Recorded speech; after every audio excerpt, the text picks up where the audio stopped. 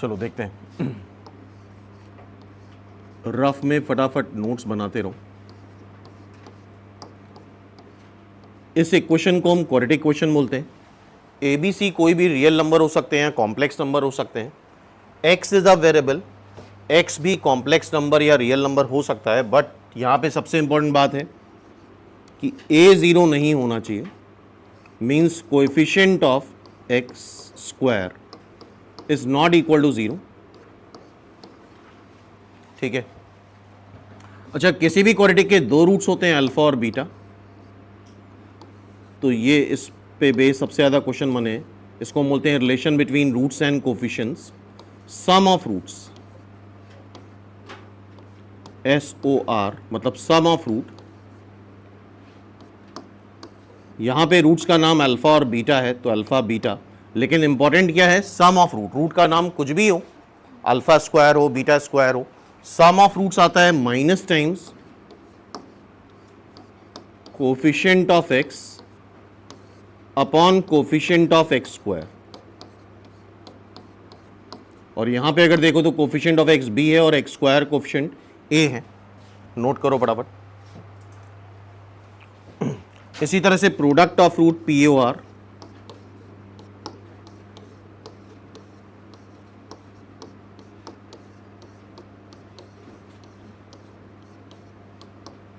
Alpha beta,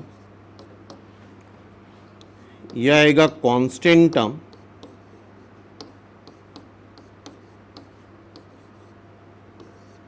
upon coefficient of x square. Constant term C है और coefficient of x square A है। तो ये हो गया relation between roots and coefficient, that is relation between roots and coefficient. Roots और quadratic के coefficients के बीच का क्या रिलेशन है। इसी तरह से अल्फा माइनस बीटा का whole square is equal to alpha plus beta का whole square minus 4 alpha beta. Note करो इतना।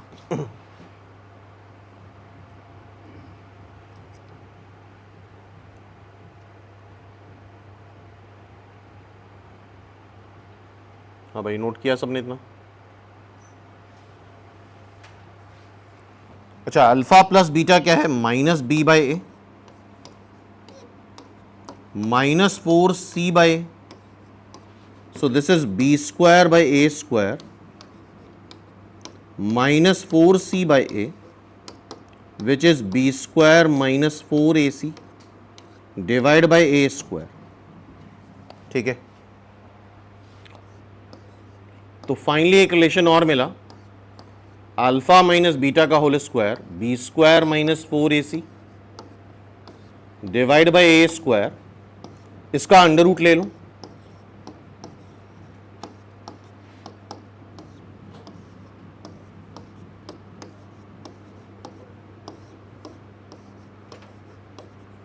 तो यह आ जाएगा mod alpha minus beta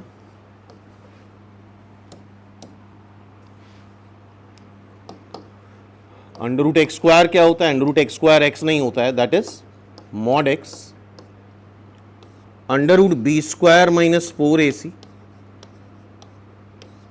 upon mod a.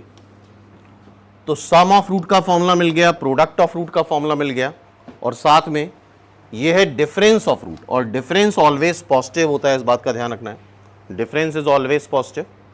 तो mod alpha minus beta is under root b square minus 4AC upon mod a. और ये जो under root b square minus 4AC, इसको क्या बोलते हैं, डिस्क्रिमिनेंट।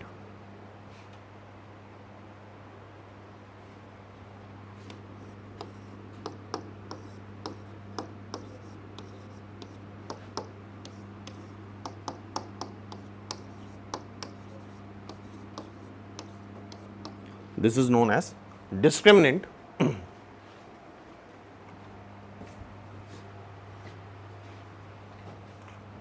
इससे हमें nature of root, second article है क्वाड्रेटिक में, नेचर ऑफ रूट्स पता चलता है। और डिस्क्रिमिनेंट सिर्फ और सिर्फ क्वाड्रेटिक के लिए यूज करा जाता है अगर डी पॉजिटिव है, स्ट्रिक्टली ग्रेटर देन 0 है, तो both way implication roots are real and different distinct.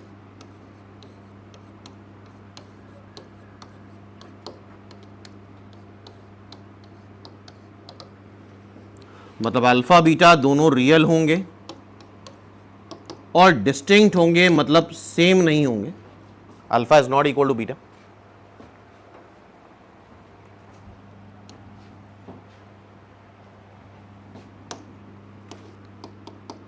Second, if d is equal to 0, both way implication, roots are real and equal.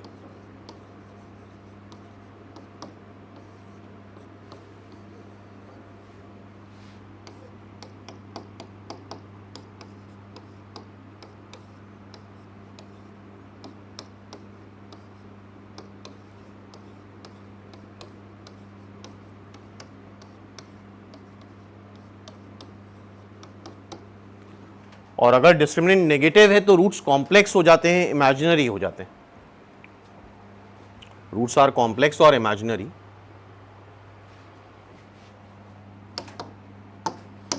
और अगर इन दोनों को मिला दें तो d ग्रेटर देन 0 में भी रूट्स रियल है और d इक्वल टू 0 में भी रूट्स रियल है। तो इसका मतलब अगर d ग्रेटर देन और इक्वल टू 0 है तो ये यूज होता है रूट्स आर रियल के लिए।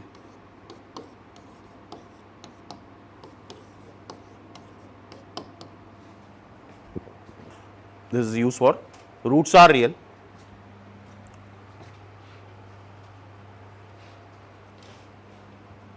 तो ये हो गया नेचर ऑफ रूट्स।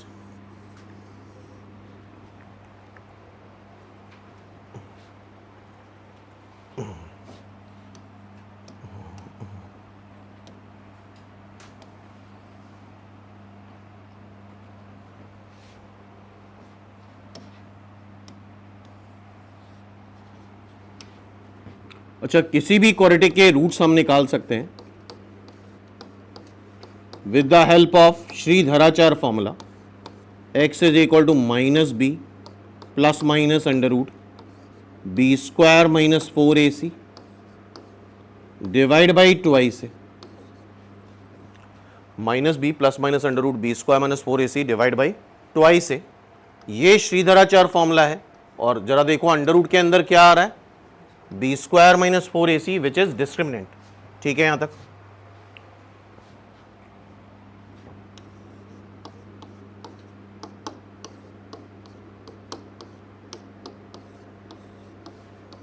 इसके रूट्स हैं अल्फा बीटा। अभी देखा हम लोगों ने सम ऑफ रूट क्या आ रहा था, बोलो formula, minus times coefficient of x upon coefficient of x square. Product of root क्या आ रहा था, constant term upon coefficient of x square. ठीक है। और किसी भी क्वाड्रेटिक के लिए सबसे ज्यादा जरूरी है कि a 0 नहीं होना चाहिए, कोफिशिएंट ऑफ एक्स स्क्वायर 0 नहीं होना चाहिए। क्लियर है।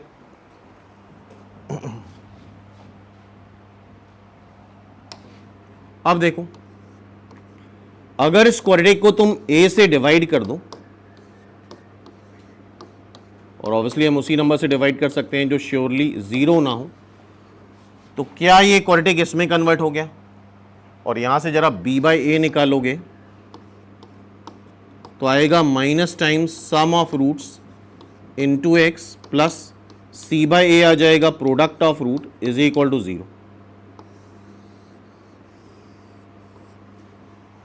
X square minus sum of roots into x plus product of root is equal to 0। ये भी एक बड़ा इंपॉर्टेंट फॉर्मूला है जिसमें बेस काफी क्वेश्चंस बन चुके हैं। X square minus sum of roots into x. अच्छा, रूट्स का नाम कुछ भी हो सकता है, ध्यान रखना, हर बार अल्फा बीटा नहीं होगा, तो डिपेंडेंसी अगर इस पे रहेगी तो ज़्यादा अच्छा है। और सम ऑफ रूट हम अल्फा बीटा नहीं बोल रहे हैं, सम ऑफ रूट हम क्या बोल रहे हैं, minus times coefficient of x upon coefficient of x square. And what is product of root, constant term upon coefficient of x square. याद हो गया इतना? क्लियर है। तो ये फॉर्मूला तब यूज होता है जब तुम्हें रूट्स दे रखे होते हैं। रूट्स का नाम कुछ भी हो सकता है, alpha square, beta square, alpha square, beta, 1 by alpha, alpha cube, कुछ भी हो सकता है। तो मेन फॉर्मूला ये है। ठीक है, तो इतनी बात समझ में आ गई। अब देखो, ये क्वाड्रेटिक है और इसके रूट्स अल्फा और बीटा है। इसके रूट्स क्या हैं, अल्फा और बीटा। अगर किसी क्वाड्रेटिक के रूट्स अल्फा और बीटा हैं तो बताओ क्या ये बात पता है कि उसका एक factor x minus alpha and another factor is x minus beta होगा, और साथ में ध्यान रखना हाईएस्ट डिग्री कोफिशिएंट मल्टीप्लाई होगा, तो a यहां मल्टीप्लाई होगा, इस बात का ध्यान रखना, ठीक है। तो ये एक फॉर्मूला बड़ा इंपॉर्टेंट है।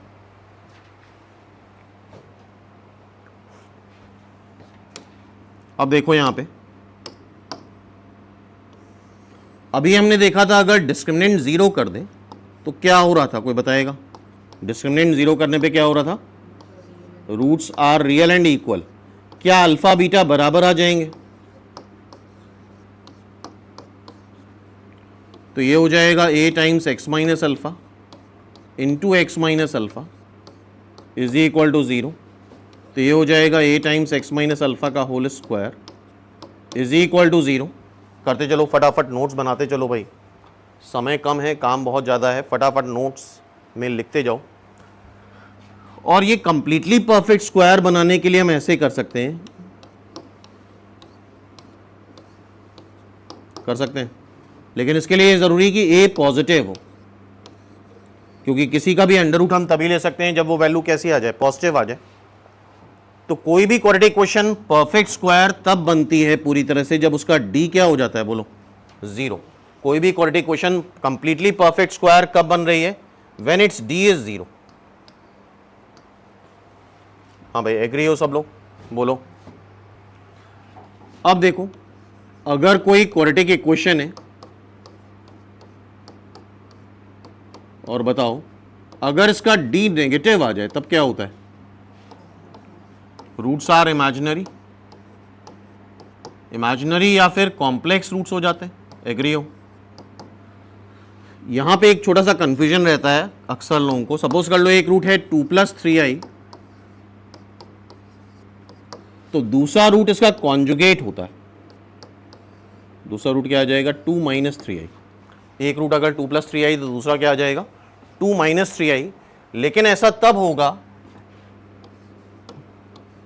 when ABC तीनों रियल हो। जब ये कोफिशिएंट रियल होंगे तब ऐसा होगा, रूट्स कॉन्जुगेट पेयर में आकर करेंगे, मतलब एक 2 + 3i तो दूसरा 2 - 3i।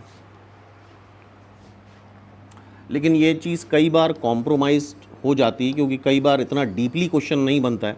मान लो ऐसा कुछ मेंशन ही नहीं है और तुम्हें इंटरमीडिएट स्टेप में कहीं ज़रूरी, तो एक रूट ये लोगे, दूसरा रूट ये लेना ही पड़ेगा तुम्हें, तभी आगे बढ़ सकते हो, ठीक है।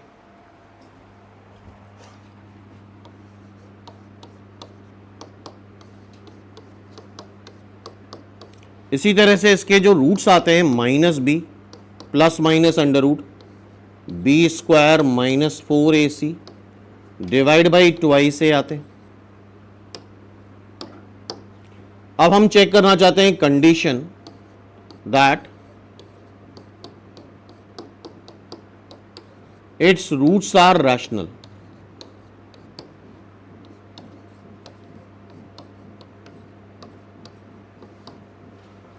कंडीशन किसके रूट्स रैशनल हो, इसके लिए क्या कंडीशन होती है?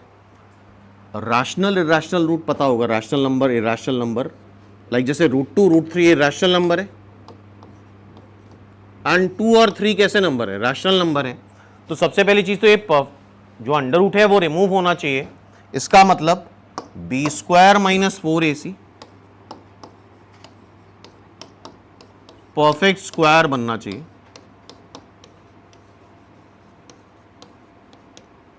b² - 4ac क्या बनना चाहिए? परफेक्ट स्क्वायर, लाइक इसकी वैल्यू 0 आ जाए। क्या 0 परफेक्ट स्क्वायर है? 0 का अंडर रूट क्या आएगा? 0। 1 आ जाए, 1 का अंडर रूट क्या आएगा, बोलो 1। 2 नहीं हो सकता, 2 is not a perfect square. 3 नहीं हो सकता, 4 is a perfect square. Under root 4 is ±2 की +2। इतना तो सीख के जाओगे यहाँ से, क्यों?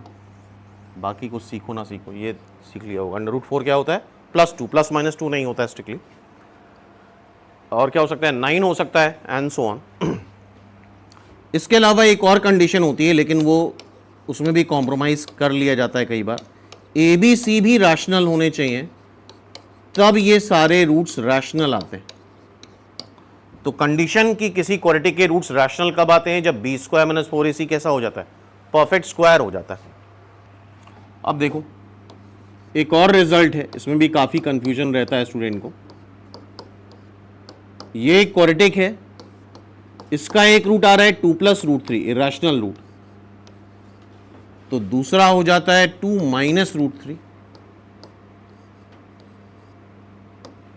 इसको हम बोलते हैं, ये ऐसा तब होता है, इरेशनल रूट्स कॉन्जुगेट पेयर में तब अकर करते हैं जब ये सारे कोफिशिएंट्स रैशनल हो, ए बी सी सारे कैसे हो? रैशनल हो।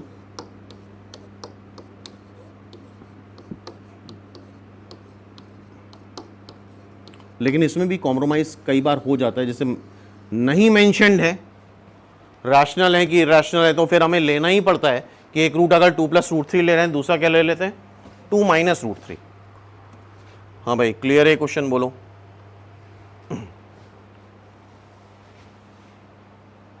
अब देखो आगे,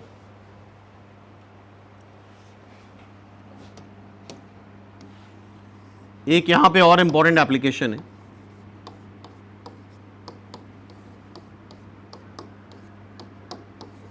इस क्वाड्रेटिक के रूट्स हैं अल्फा और बीटा।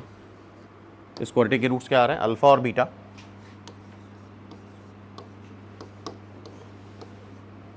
रूट्स मतलब जो इक्वेशन को सेटिस्फाई करे, मतलब अल्फा रखने पे भी 0 आएगा और बीटा रखने पे भी 0 आएगा। इस पे बेस भी 3 से 4 क्वेश्चंस बन चुके हैं। बड़ी सिंपल सी बात है, और ये बोथ वे इंप्लीकेशन है। अगर कई बार ऐसा दे दिया जाता है, ये दे दिया गया, इसका मतलब ये हुआ कि इस क्वाड्रेटिक के रूट्स क्या हैं? Alpha beta. और इस क्वाड्रेटिक के रूट्स अगर अल्फा बीटा हैं तो अल्फा भी सेटिस्फाई करेगा और बीटा भी सेटिस्फाई करेगा। क्लियर है बात?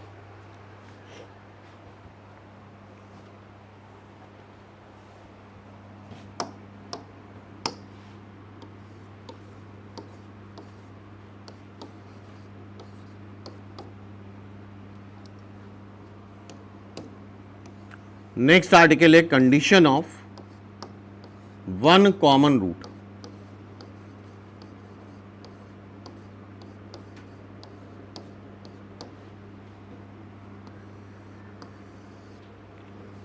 दो क्वाड्रेटिक दे दी गई,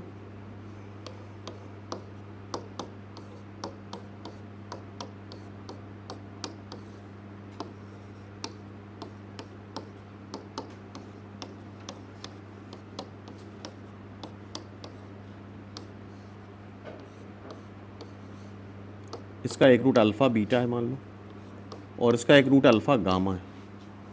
ठीक है, दो क्वाड्रेटिक दे दी गई और एक कॉमन रूट कौन सा आ रहा है? अल्फा। अल्फा दोनों को सेटिस्फाई कर रहा है, और रूट का मतलब क्या होता है? सेटिस्फाई करना।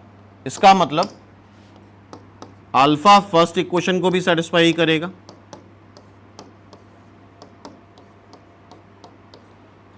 अल्फा सेकेंड इक्वेशन को भी सेटिस्फाई करेगा,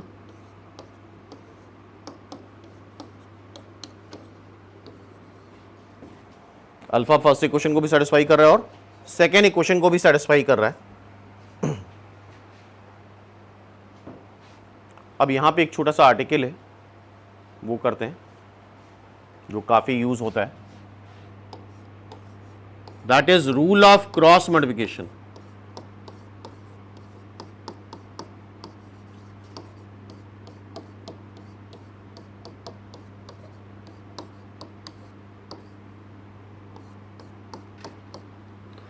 सपोज कर लो दो इक्वेशन है एक्स और वाई में, ये तब लगेगा जब दो अननोन हो एक्स और वाई।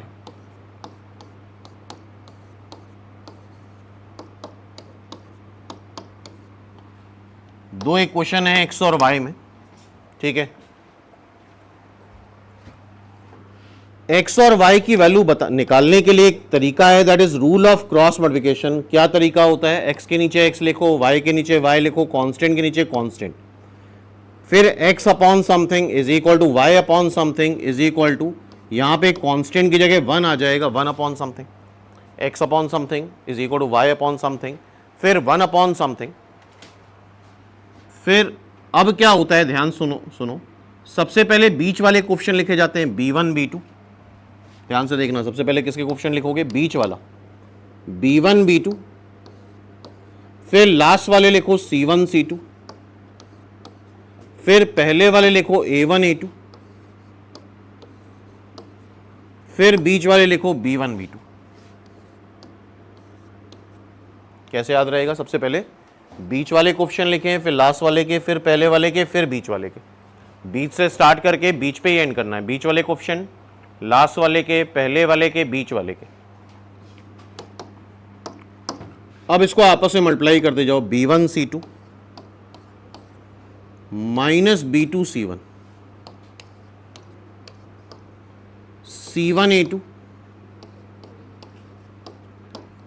माइनस C2 A1, फिर A1 B2 minus A2 B1। ठीक है, तो इस मेथड को हम बोलते हैं rule of cross multiplication method, और यही मेथड हम यहां पे यूज करने वाले हैं। ये इक्वेशन अल्फा स्क्वायर, अल्फा और कांस्टेंट टर्म में। किसमें इक्वेशन? अल्फा स्क्वायर, अल्फा और कांस्टेंट टर्म में। तो अल्फा स्क्वायर अपॉन समथिंग लिख लो, फिर अल्फा अपॉन समथिंग, फिर कांस्टेंट की जगह 1 लिखो, 1 अपॉन समथिंग। अच्छा, यहां से x और y आ जाएगा। फर्स्ट और थर्ड से देखो x आ जाएगा, सेकेंड और थर्ड से देखो y आ जाएगा।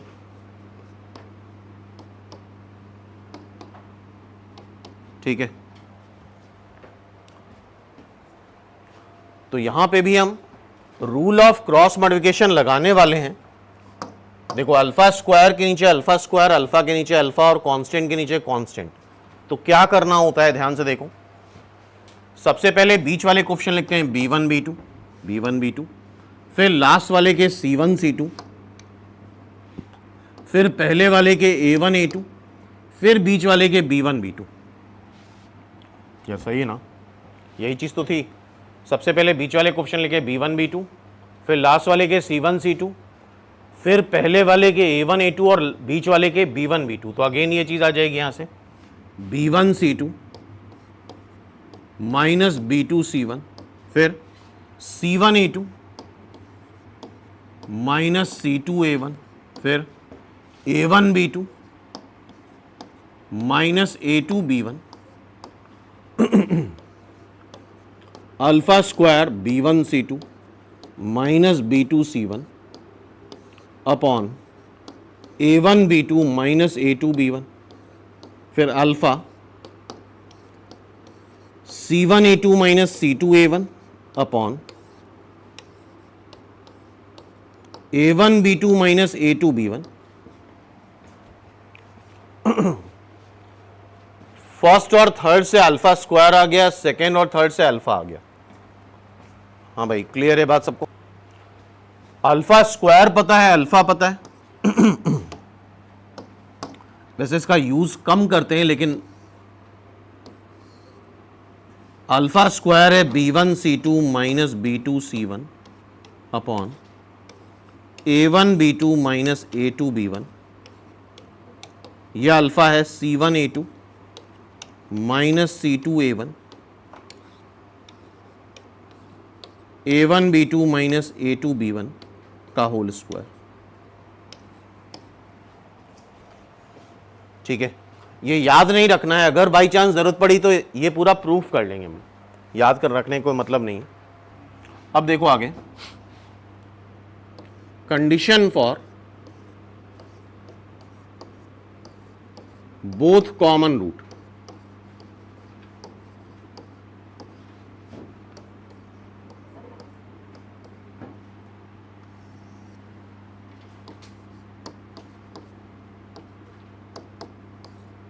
अभी तक सिंगल कॉमन रूट था, अब दोनों ही रूट्स कॉमन अगर है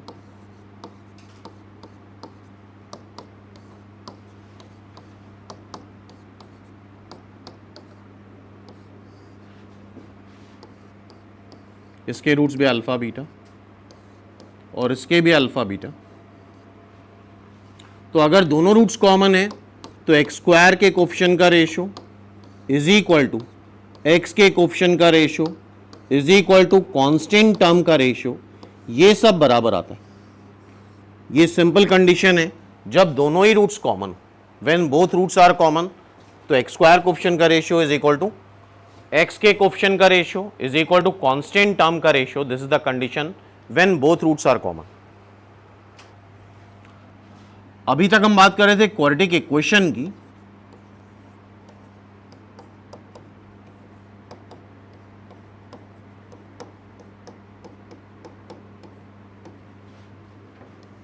हम बात कर रहे हैं क्वाड्रेटिक एक्सप्रेशन की। अच्छा, इज इक्वल टू 0 लिख दोगे तो इक्वेशन बन जाएगी, ऐसे लिखेंगे तो ये एक्सप्रेशन बन जाएगा। ठीक है, और किसी भी क्वाड्रेटिक एक्सप्रेशन में a 0 नहीं होता है।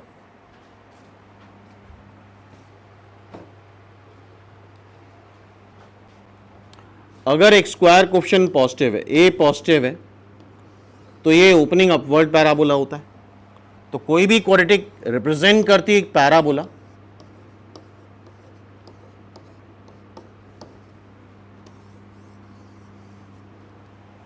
अगर एक्स स्क्वायर कोफिशिएंट पॉजिटिव है तो ओपनिंग अपवर्ड पैराबोला बनेगा। अगर एक्स स्क्वायर कोफिशिएंट नेगेटिव है तो it is an opening downward parabola. ठीक है, तो ए अगर पॉजिटिव है तो ओपनिंग अपवर्ड, ए नेगेटिव है तो ओपनिंग डाउनवर्ड। नाउ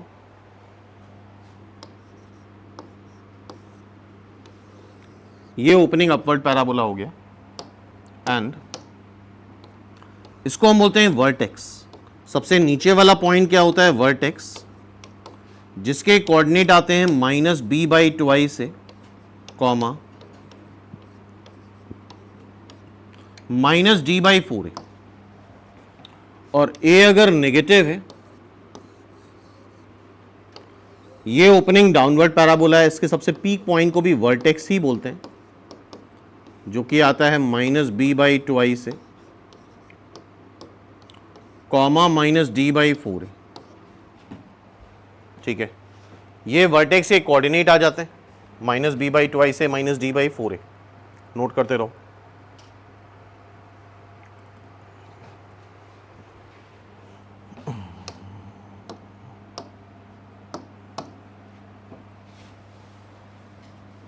अच्छा, ये एक्स कोऑर्डिनेट है, ये वाई कोऑर्डिनेट है। सिमिलरली ये भी एक्स है और ये वाई है। ओके, अब देखना, ए पॉजिटिव है। गौर से देखना, अगर ध्यान से देख रहे हो तो इस क्वाड्रेटिक इक्वेशन की मिनिमम वैल्यू यहां पे एग्जिस्ट करेगी। ये मिनिमम वैल्यू आएगी, सबसे नीचे वैल्यू यही है और सबसे पीक वैल्यू ये है, तो इसके वर्टेक्स पे इसकी मैक्सिमम वैल्यू होगी। तो अगर एफ एक्स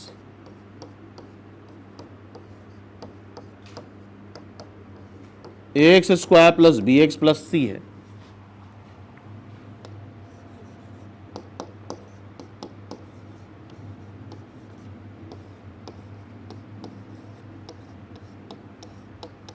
एफ एक्स की जो मिनिमम वैल्यू आ रही है वो उसकी y वैल्यू आ रही है, क्या आ रही है?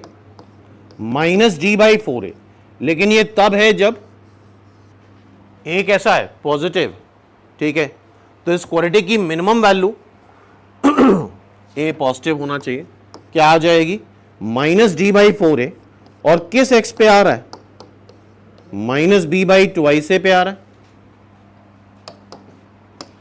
फिर इसी तरह से इसकी मैक्सिमम वैल्यू जरा देखो,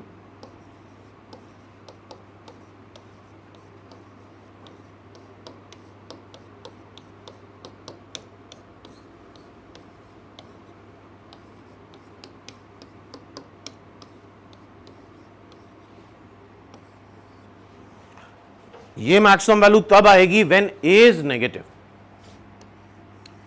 तो इतना याद रखना है, a जब नेगेटिव होगा तो इसकी मैक्सिमम वैल्यू आएगी, और दोनों वैल्यू सेम ही आ रही है। -d/4a मिनिमम हो जाएगी अगर a पॉजिटिव है, -d/4a मैक्सिमम हो जाएगी अगर a नेगेटिव है। ठीक है,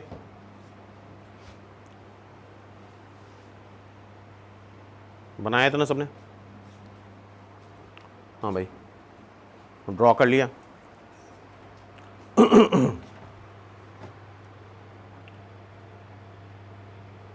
अब देखो आगे, हटा दें। अब सपोज कर लो ए पॉजिटिव है, ओपनिंग अपवर्ड पैराबोला है, ध्यान से देखना।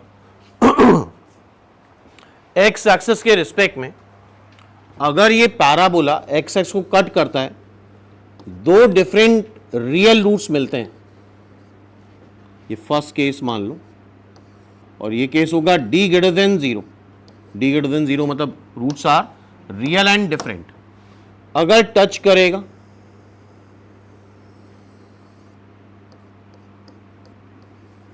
तो d इक्वल टू 0, और ना टच करे ना कट करे, थर्ड d नेगेटिव।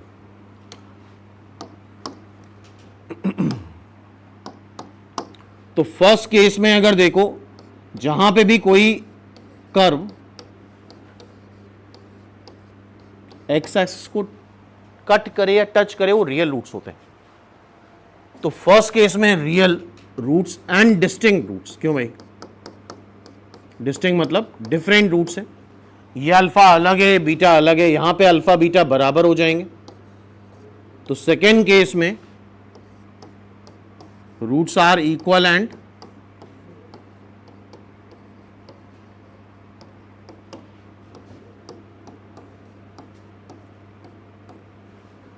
और थर्ड केस में रूट्स आर कॉम्प्लेक्स।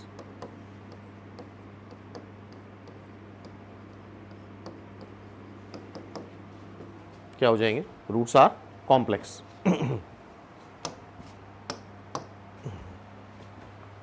हाँ भाई, ये बात समझ में आ रही है। इसी तरह से अगर a नेगेटिव हो जाए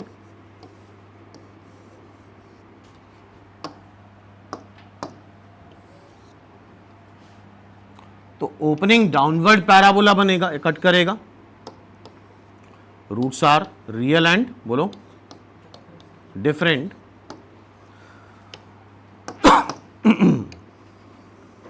अगर टच कर रहा है एक्स एक्सिस को, so roots are real and equal. And third case, ना टच करे ना कट करे,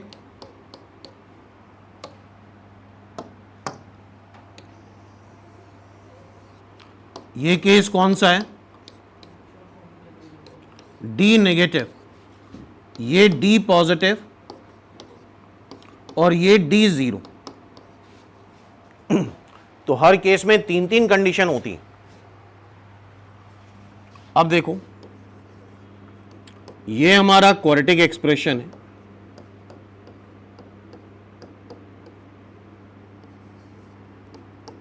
इसका ए कॉमन ले लो,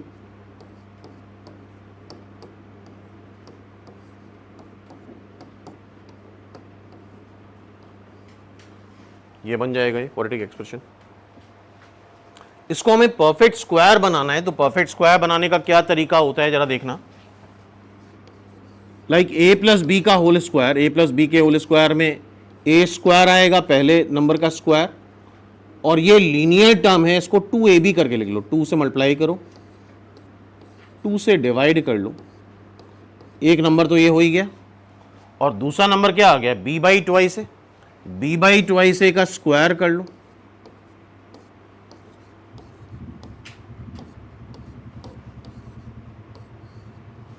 b बाई ट्वाइस ए का स्क्वायर कर लिया तो b square upon 4a square. ठीक है, so y is equal to a times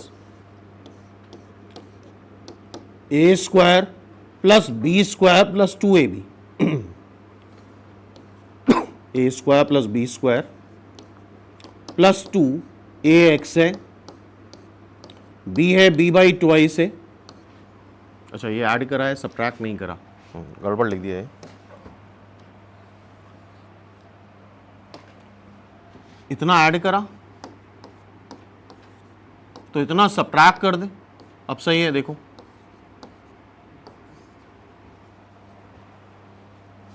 in तीनों टर्म्स को लिख लिया हमने। यहां पे 4a स्क्वायर कॉमन एलसीएम लो,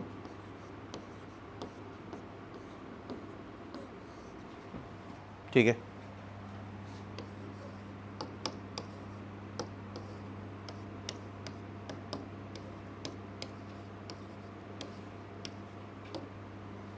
माइनस साइन कॉमन ले लो,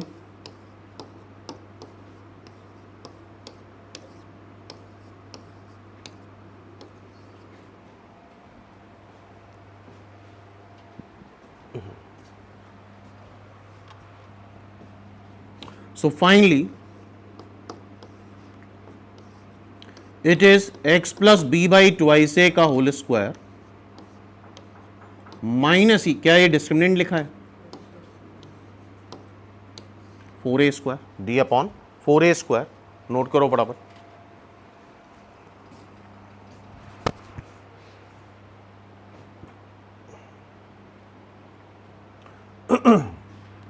अब यहां पे केसेस बना लो। केस 1,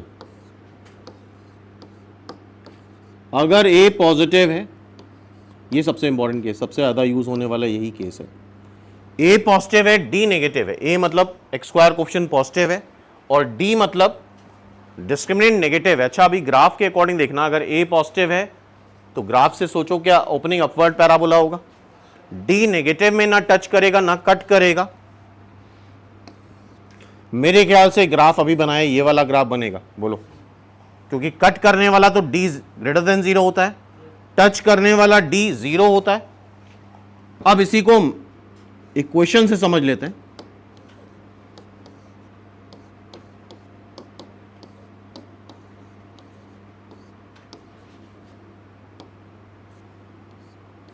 इसको ऐसे लिख लें, अगर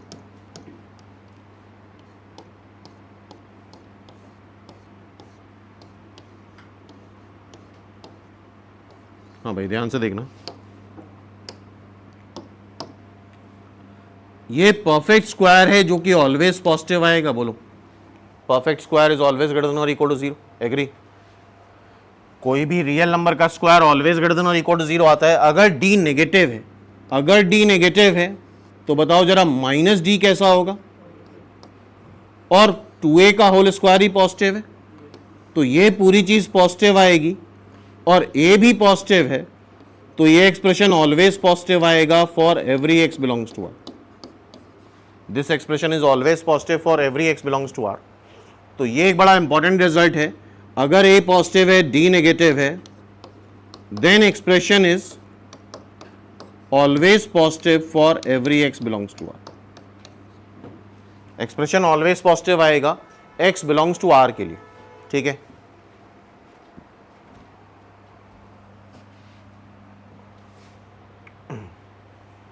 और सबसे इंपॉर्टेंट रिजल्ट यही है, इसी पे भी सबसे ज्यादा क्वेश्चंस बनते हैं।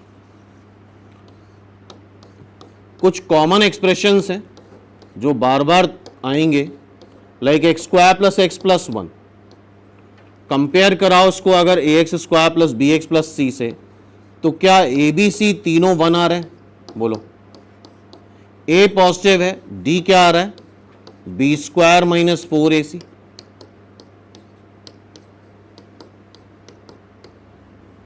विच is -3। A positive D negative, तो ये एक्सप्रेशन ऑलवेज पॉजिटिव आएगा for every x belongs to R. A देखो 1 है, 1 पॉजिटिव होता है, डी निकाल लो, b square minus 4ac negative आ रहा है, so this expression is always positive.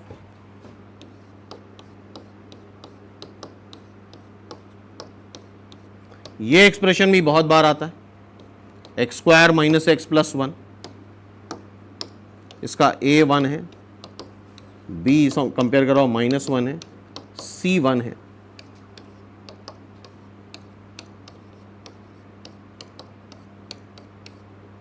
b square minus 4ac, 1 माइनस 4 -3 नेगेटिव आ रहा है, hence this expression is always positive for every x belongs to R. तो ये रिजल्ट काफ़ी इंपॉर्टेंट होता है किसी भी क्वाड्रेटिक का। अगर a पॉजिटिव है, d नेगेटिव है, then expression is always positive for every x belongs to r। Now case second,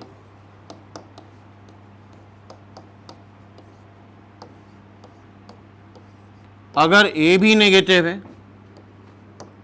and D भी नेगेटिव है,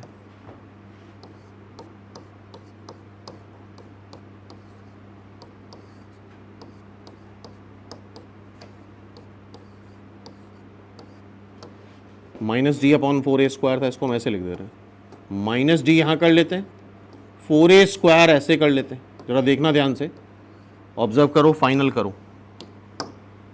ये परफेक्ट स्क्वायर है, ऑलवेज पॉजिटिव। डी नेगेटिव है अगर, तो माइनस डी कैसा होगा? और 4a square positive plus positive positive आएगा, बट ए नेगेटिव है, तो ये एक्सप्रेशन ऑलवेज नेगेटिव आएगा for every x belongs to R. कब? जब ए नेगेटिव है और डी भी नेगेटिव है। ए भी नेगेटिव, डी भी negative, then this quadratic expression is always negative for every x belongs to R. And a negative है तो opening downward parabola, D negative है मतलब ना टच करेगा ना कट करेगा। ए नेगेटिव तो opening downward parabola, D negative मतलब ना टच करेगा ना कट करेगा। क्यों भाई? ऑलवेज नेगेटिव भी दिख रहा है यहां से तुम्हें, वाई वैल्यू सारी कैसी दिखेंगी? नेगेटिव।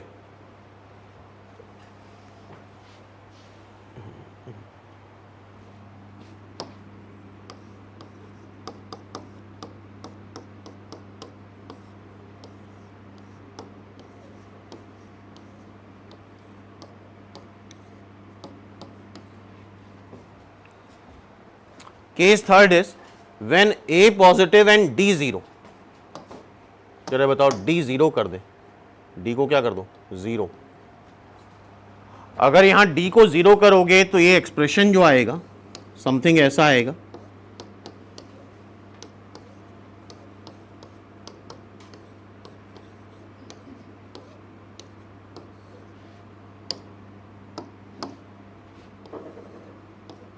ये expression always positive. Perfect square zero भी हो सकता है, जीरो का स्क्वायर करो।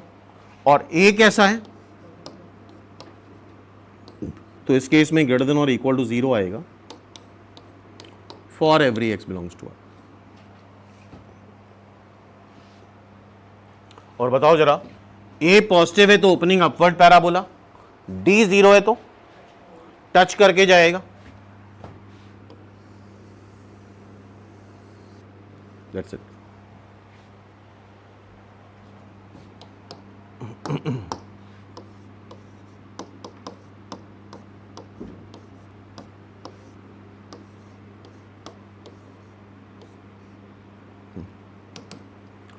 फोर्थ केस है a negative and d zero.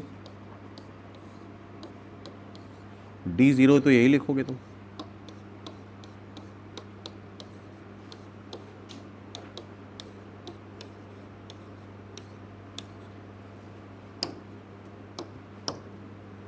ये एक्सप्रेशन ऑलवेज पॉजिटिव है, ए नेगेटिव है, तो अब मेरे ख्याल से this is always less than और equal to zero for every x belongs to R. ठीक है, अब देखो, अगर ए नेगेटिव है तो opening downward parabola, D zero है तो टच करके जाता है, तो मेरे ख्याल से ये केस बनेगा टच करने वाला, alpha is equal to beta. So this is case fourth. अब दो केस और बचे हैं, डी ग्रेटर देन जीरो के।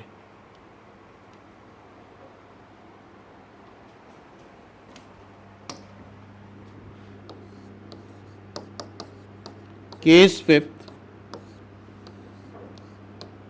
अगर ए पॉजिटिव है और डी भी पॉजिटिव है,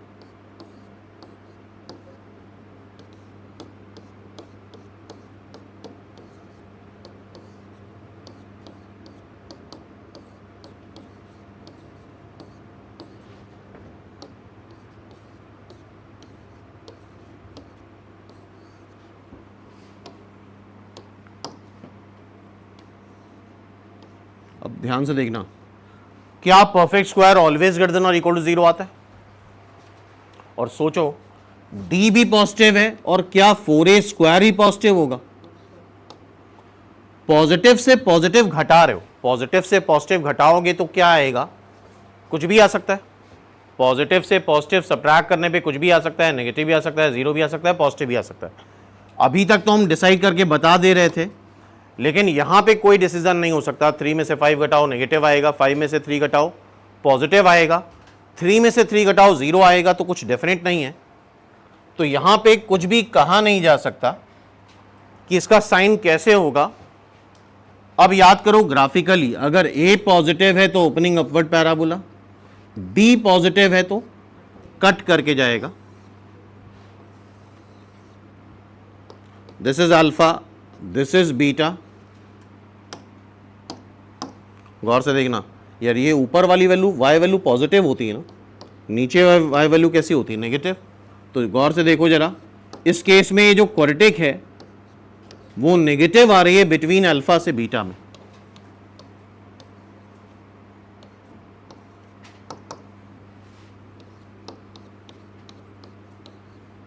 और एफ एक्स पॉजिटिव कब है, जब एक्स अल्फा से छोटा हो या फिर एक्स बीटा से बड़ा हो।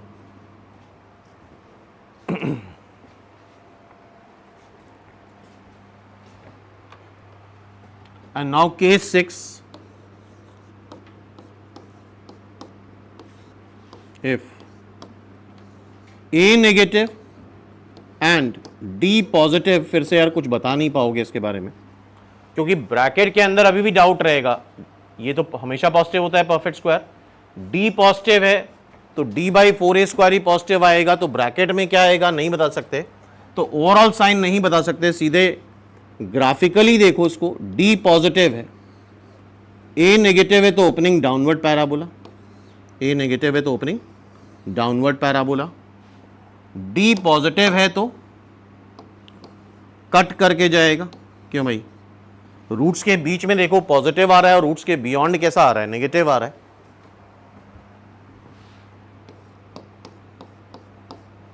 एफ एक्स पॉजिटिव है, अल्फा से बीटा के बीच में, एफ एक्स नेगेटिव है अगर एक्स अल्फा से छोटा है या फिर एक्स बीटा से बड़ा है। एक्स अल्फा से छोटा है या फिर एक्स बीटा से बड़ा है, तो ये रूट्स के बीच में पॉजिटिव हो जाएगा, देख रहे हो, और रूट्स के बियॉन्ड कैसा हो रहा है, इट इज नेगेटिव। तो ये 6 केसेस हैं जो हमें याद रखने हैं यहां पे। अच्छा, एक बार फटाफट रिवाइज कर लेते हैं, समराइज कर लेते हैं।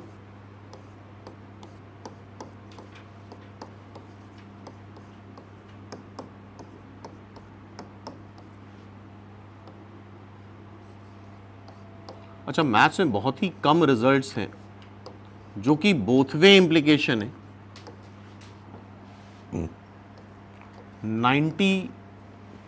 98% रिजल्ट सिंगल वे इंप्लीकेशन ही होते हैं, सिर्फ 2-3% रिजल्ट हैं जो बोथ वे इंप्लीकेशन होते हैं। अभी हमने देखा यार, इस केस में A पॉजिटिव D नेगेटिव में मेरे ख्याल से एफ एक्स ऑलवेज पॉजिटिव आ रहा था, बताओ, for every x belongs to R। And in this case parabola always above the x axis बन रहा था। सेकेंड केस, अगर A भी नेगेटिव हो एंड D भी नेगेटिव हो, then f x always negative आ रहा था for every x belongs to R। और इस केस में parabola always below the x axis बनेगा। Third, if A positive and D 0, तो in this case that is greater than or equal to 0 for every x belongs to R, and in this case ये case बनेगा touch करेगा x x को, ठीक है।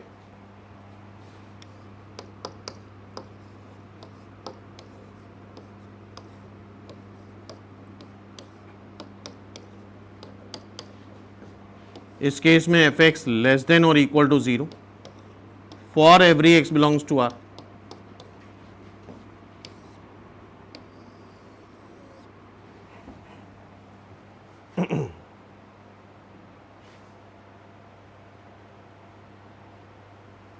ठीक है, डाउनवर्ड पैराबोला टच करके जाएगा एक्स एक्स को।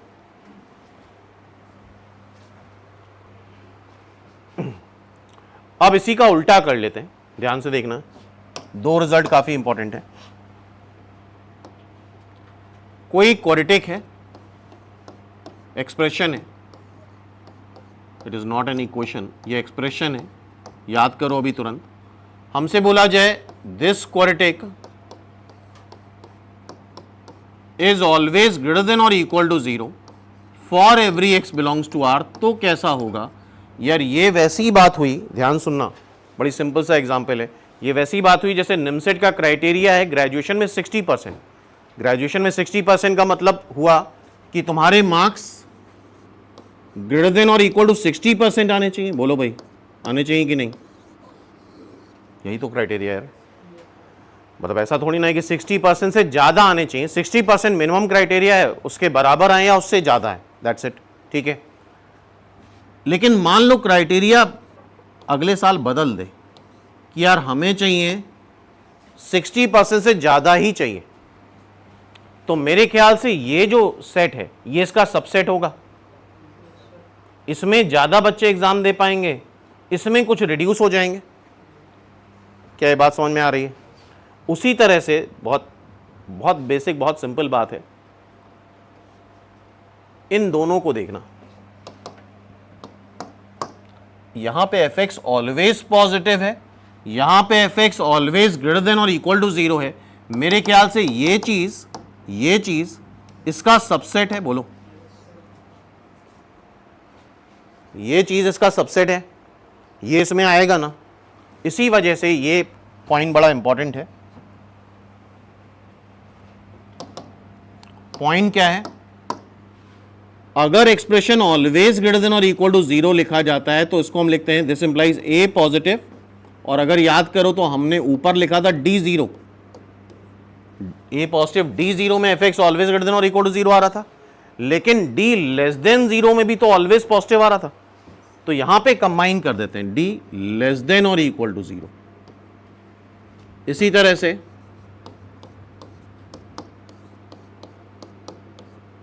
ऑलवेज लेस देन और इक्वल टू 0 अगर लिखा है तो ऐसे केस में a negative and d less than और इक्वल टू 0 कर लेते हैं। नोट करो इतना।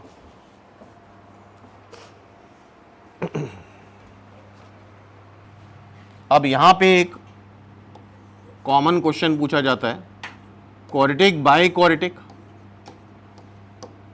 Linear by quadratic,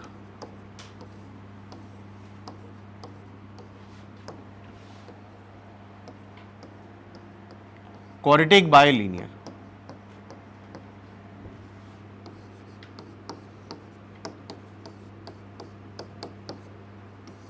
quadratic by quadratic,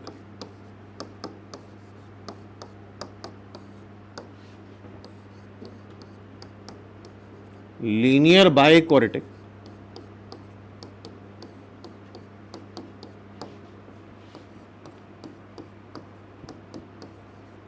quadratic bye linear.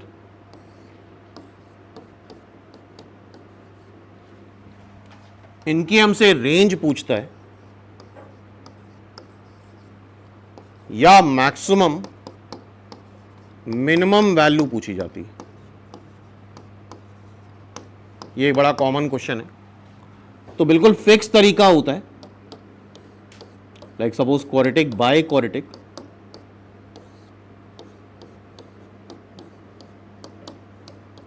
इसकी मैक्सिमम वैल्यू मिनिमम वैल्यू पूछेगा या रेंज पूछेगा।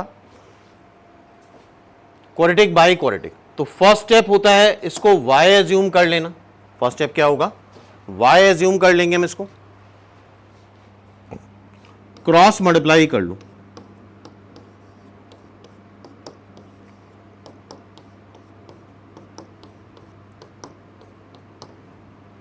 इसको इधर ले आओ,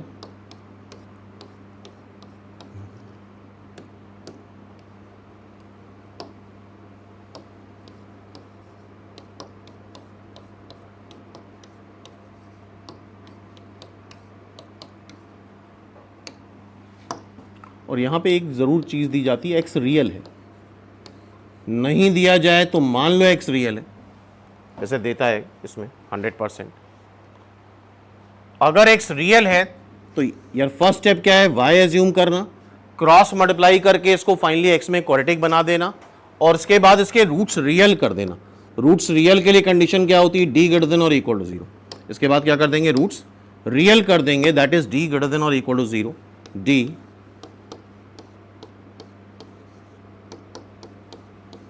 b स्क्वायर माइनस 4ac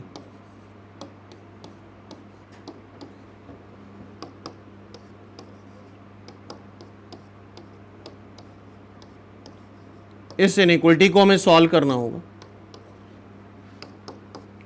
इसको ऐसे लिख लो, y प्लस 1 का whole square minus 2 times y minus 1 का whole square, that is greater than और equal to 0।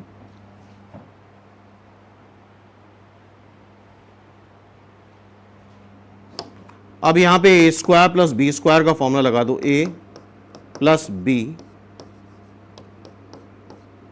a minus b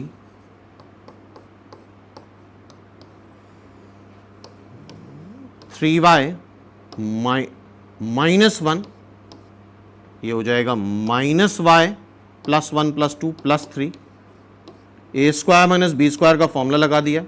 और इनइक्वलिटी का पहला रूल है, ये इनइक्वलिटी y में है तो फैक्टराइज करा जाता है और y का कोफिशिएंट पॉजिटिव होना चाहिए, coefficient of y must be positive. तो माइनस साइन कॉमन लो,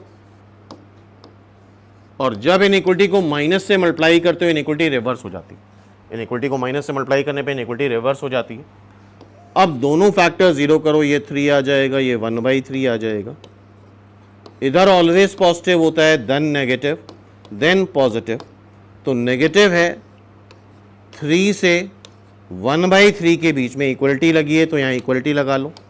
ये मिनिमम वैल्यू आ गई और ये मैक्सिमम वैल्यू आ गई। ओके, ये मिनिमम, ये मैक्सिमम, एंड कई बार रेंज पूछ लेता है या maximum value minus minimum value पूछ लेता है। तो maximum value 3 minus minimum value 1/3, something ऐसे पूछ लेता है कई बार। तो इसमें फिक्स तरीका है, y एज्यूम करके क्रॉस मल्टीप्लाई करके x में क्वाड्रेटिक बनाओ और फिर d ग्रेटर देन और इक्वल टू 0 कर लो, तो इसकी रेंज आ जाती है इनइक्वलिटी सॉल्व करने पे। तो आई होप ये थ्योरी सबको समझ में आ गई।